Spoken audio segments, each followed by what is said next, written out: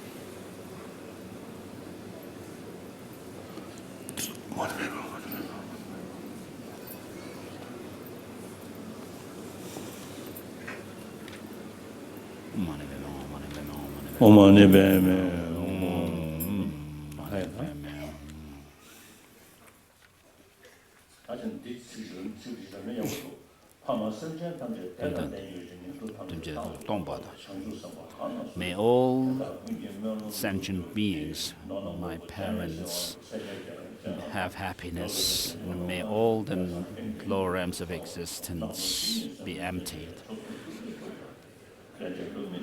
And may all the prayers of the bodhisattvas be fulfilled without hindrance.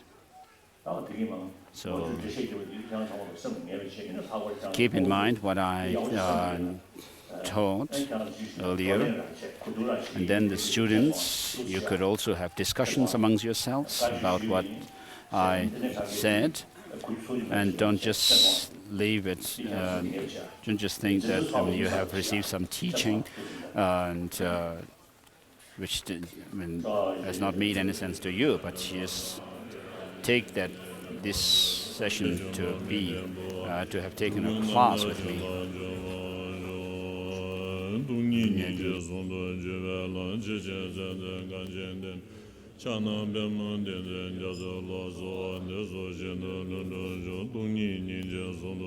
The path that combines emptiness and compassion grow clearer and clearer. Lord of the teachings and beings in the snow land of Tibet, to you, the lotus holder, Tenzin Gyatso, I pray.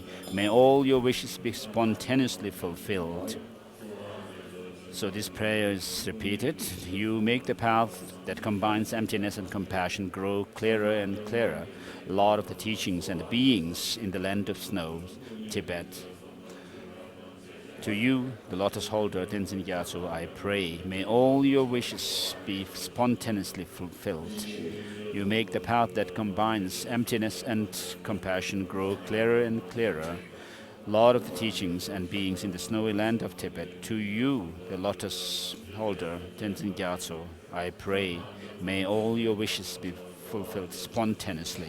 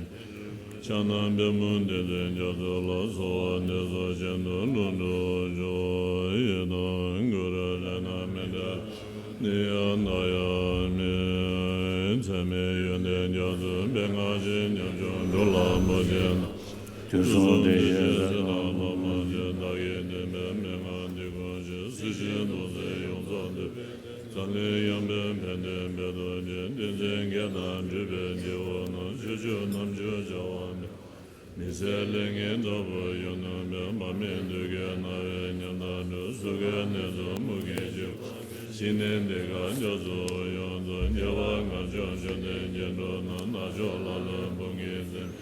Ye gu ju be da da ji me ju nyu do ju be do je do. Yu mo do nye nye be la je nye la je nye bo nye be nye je yo me zo nye wo do na la. Yon do ja de do de be la je ri ne nyi do na be de be do yon zo be jo da wa da. Tundu ju se sun je ga da la je be ge da nyu wa nye do de den dan de je jo se ra. Je be lu so lo jo yon dan de ga wa ja da de be nye wa na du zen gun de do je jo. Don na gun bo je le se wa je se je je je nga nga je je yo son jo je. Je san din din yu do jo wa zo na nu ju nye sa me de ne na ju sun do je do da ne. Len de lu min din do da ja. Len be mo lang gi me nyu do jo. Mo la lo ven je ven de ma la gu na jo su je su. Sam jo ngen be ju ba ma le wa jo sun de men de. 是就这。